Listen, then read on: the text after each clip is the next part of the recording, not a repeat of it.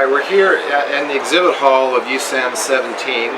You can see it's a light crowd. That's because everyone's mostly back in session, right? Absolutely. It's the last day of USANZ17. This is 2017, right? It is 2017. We're already talking about USANZ18 this morning, right? Yeah, no, it's, So, Mark Frydenberg, you just finished a 2-year term as president. You're actually 1 day out of office, right? Yeah. Absolutely. So you started off the meeting with your presidential address. Maybe give us some highlights, especially for folks who didn't get to go to the meeting, or maybe they're going to come next year.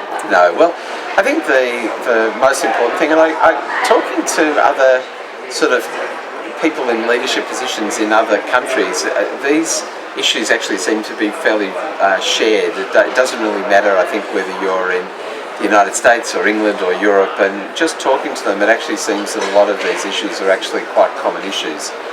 And from my perspective, probably the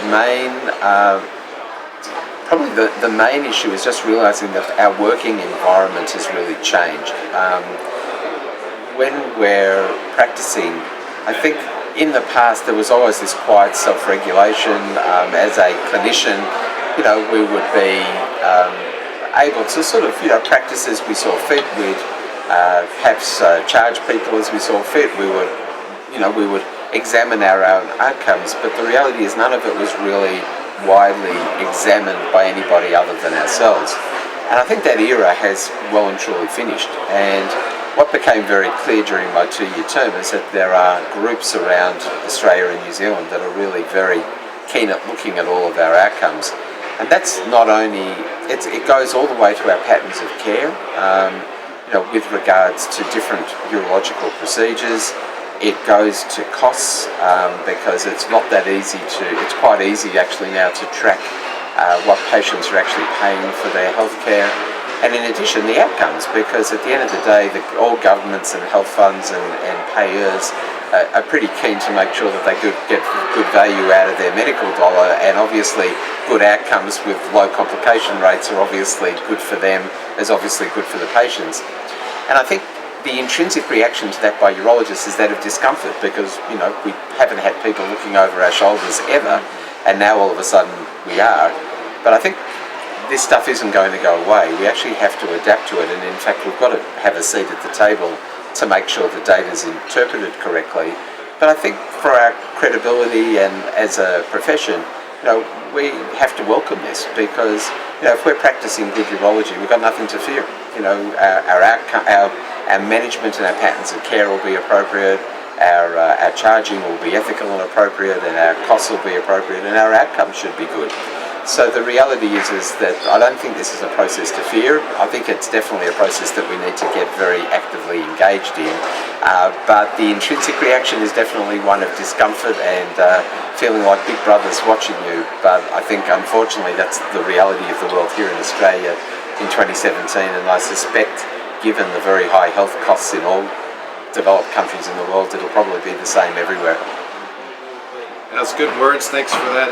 We certainly have these issues in the U.S. as well, and all countries have their own approach to this. I mean, shoot, the BOUS meeting, look at the audits they're doing, where every surgeon has to turn in results.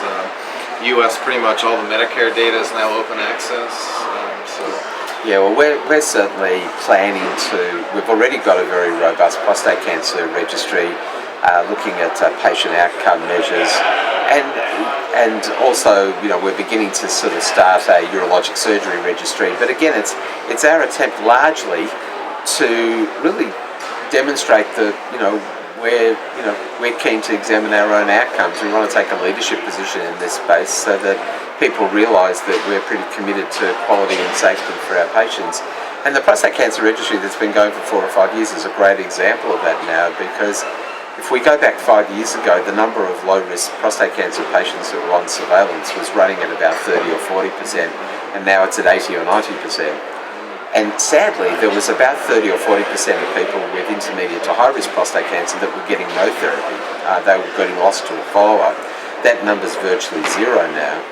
And our PT2 surgical margin rates for radical prostatectomies has dropped precipitously since. So I think having that feedback for the clinicians has actually been invaluable because they've looked at their own results. It's been very non-threatening because it's confidential and it doesn't go out more widely other than to the clinician. But the clinician will say, well, hang on, my continence and potency rates actually aren't as good as what I thought they were. And it gives them an opportunity to improve, and they are all improving. So, I think that's actually a very good process for the community, for urologists to go through. Very good. Well, let's do two more quick impressions before we go. How about impressions of Canberra as a host city? Yes, I think Canberra's a great host city. It's like a lot of national capital cities.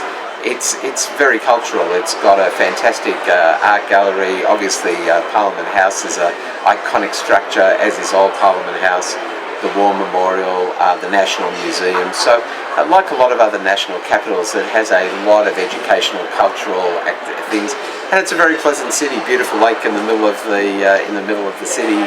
Great to just go for a stroll or a ride around on a bike. So I think overall, very pleasant, relaxed place to have a meeting, and hope it won't be too long until we're back here again. Yeah, great night meetings.